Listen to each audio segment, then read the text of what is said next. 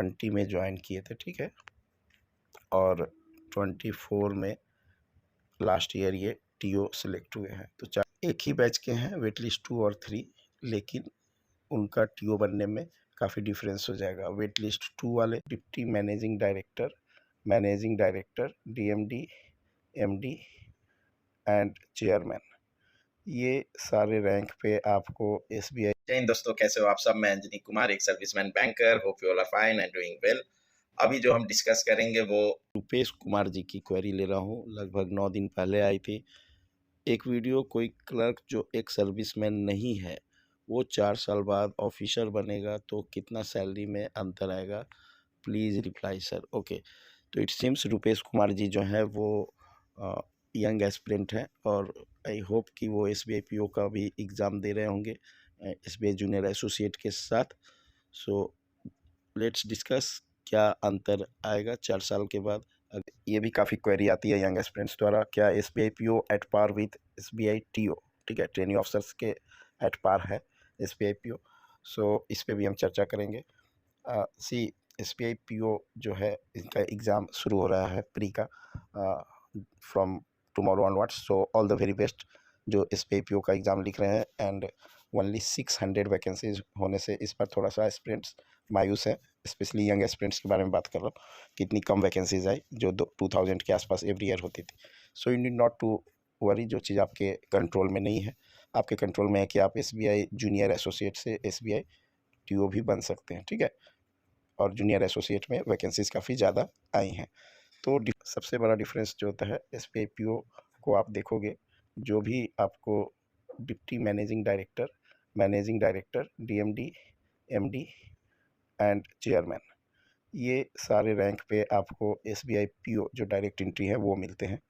And बाकी उसके नीचे के रैंक्स जो हैं सीजीएम, जीएम, ठीक है, general manager, chief general manager, इस रैंक तक एसबीआई टीओ पहुंच जाते हैं, ठीक है। सो टॉप के 3 रैंक पे आपको हमेशा एसबीआई पीओ देखने को मिलेंगे। उसके नीचे जो 4th रैंक है सीजीएम, फिर 5th रैंक है, ऊपर से 5th जीएम, इन रैंकों पे टीओ पहुंच जाते हैं। तो प्रमोशन में थोड़ा सा एसबीआई पीओ को एज है, बट काफ़ी कम लोग एसबीआई पीओ में भी 600 में से 600 नहीं पहुंचने वाले। चेयरमैन वो 3 साल 4 साल के बैच में से कोई एक होगा, ठीक है, एंड मैनेजिंग डायरेक्टर कोई 5 होगा, ठीक है। तो काफ़ी फिल्टर होता है। ओके, फर्स्ट डिफरेंस ये रहा एसबीआई पीओ और एसबीआई टीओ में। सेकंड डिफरेंस एक ये है, आपका प्रोबेशन पीरियड, ठीक है, ये 2 इयर्स का है। एसबीआई टीओ का 1 इयर्स का है। पहले ये भी 2 इयर्स का होता था, अब ये 1 ईयर का हो गया है, ठीक है। एंड यहाँ पे आपको डिफरेंस क्या आएगा, आपको प्रोबेशन पीरियड में आप सक्सेसफुली कंप्लीट नहीं करते हो, ओके, किसी कारणवश आप प्रोबेशन पीरियड सक्सेसफुली कंप्लीट नहीं करते हो, एग्ज़ाम क्लियर नहीं करते हो, तो you will lose the job, आपकी जॉब चली जाएगी if you are not performing well. Training officer में ऐसा नहीं है। अगर आपका किसी कारणवश एग्ज़ाम क्लियर नहीं हुआ, ठीक है, ट्रेनिंग ऑफिसर सेलेक्ट होने के बाद, ठीक है, तो आप वापस क्लर्कियल कैडर में आ जाते हो। ये सेकंड डिफरेंस जो मुझे क्लियर दिखाई दे रहा है। तो यहाँ पे जॉब जाने का रिस्क आपका नहीं है, आप वापस क्लर्कियल कैडर में आ सकते हो।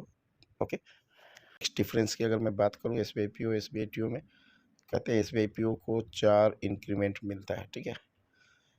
क्या एसबीआई टीओ को भी 4 इंक्रीमेंट का बेनिफिट मिलता है पीओ की तरह? ये क्वेरी भी काफ़ी आई है, ठीक है। 4 इंक्रीमेंट्स आईबीपीएस पीओ के कंपेयर में या आरआरबी पीओ के कंपेयर में, ठीक है, पीओ को मिलता है। तो आप टीओ को भी क्या वो बेनिफिट है, तो वो हम आगे के वीडियो में देखेंगे। इजी अंडरस्टैंडिंग के लिए हम ये क्लर्क का ही चार्ट लेंगे, इसी में हम डिवाइड कर देंगे आपका पीओ का भी। पीओ का इनिशियल बेसिक ये है, ठीक है, 48040, एंड ये आईबीपीएस पीओ आरआरबी पीओ का है। उसके बाद 4 इंक्रीमेंट, 1 2 3 4, ये 18th नंबर पे 57400 ये एसबीआई पीओ का हो जाएगा, ठीक है। तो इसी चार्ट में हम क्लर्क एंड पीओ दोनों कवर कर लेंगे फॉर इजी अंडरस्टैंडिंग। अच्छा, ये भी क्वेरी आती है कि कितने साल सर्विस होना चाहिए ट्रेनिंग ऑफिसर बनने के लिए, तो सी मिनिमम सर्विस 3 इयर्स कहा जाता है, ठीक है। आईबीपीएस बैंक में थोड़ा सा फास्ट है, 2 इयर्स के बाद भी प्रमोशन उनका होता है क्लर्क से पीओ के लिए, ठीक है। सो एसबीआई के केस में 3 इयर्स है। कब? जब आप जेआईबी सीआईबी क्लियर कर चुके हो और विद इफेक्ट डेट आपका 1 अप्रैल लिया जाता है, ओके। तो फिर अभी 2025, अब देखो अभी वेटिंग लिस्ट 2 ज्वाइन किए हैं एसबीआई जूनियर एसोसिएट के फरवरी 25 को, 25 फरवरी 2025 में, ठीक है। 3 महीने बाद वेट लिस्ट 3 वाले ज्वाइन करेंगे, मोस्ट प्रोबेबली मई एंड तक। एक ही बैच के हैं वेट लिस्ट 2 और 3, लेकिन उनका टीओ बनने में काफ़ी डिफरेंस हो जाएगा। वेट लिस्ट 2 वाले जो कि फरवरी में ज्वाइन हो गए, तो वो 3 साल 2 महीने बाद ही ट्रेनिंग ऑफिसर बन जाएंगे। वहीं वेट लिस्ट 3 वाले को 3 साल 11 महीने बाद मौका मिलेगा, ठीक है, ट्रेनिंग ऑफिसर बनने का। ओके, तो एक पूरा साल का अंतर हो गया देखा जाए तो। सो यहाँ पे देखो आप, अब हम इनके क्वेरी में आ जाते हैं। तो इंक्रीमेंट की बात कर लेते हैं। तो 2 इंक्रीमेंट जो है वो सभी को मिलता है ग्रेजुएशन का। तो जो नया ज्वाइनी है उसको 26/7/30 पे फिक्स होता है, थर्ड सीरियल जो है, ओके, थर्ड स्टेज पे। फिर ये मैं आपको समझाने की कोशिश करता हूँ। ग्रेजुएशन इंक्रीमेंट का 2 इंक्रीमेंट सभी जूनियर एसोसिएट या IBPS क्लर्क या RRB क्लर्क सभी के लिए है, ओके। फिर 4 साल सर्विस में आपको 4 इंक्रीमेंट, 1 2 3 4, ठीक है, वो मिल जाएंगे। तो यहाँ पे 2 हो गया, यहाँ पे 4 हो गया, और JIB CIB का 3 इंक्रीमेंट एज यू नो। तो 3 इंक्रीमेंट JIB CIB का, तो 4 3 7 2 9 इंक्रीमेंट आपको मिला। तो 10th स्टेज पे आपकी बेसिक 4 साल बाद होगी 39,000 वाली, ठीक है।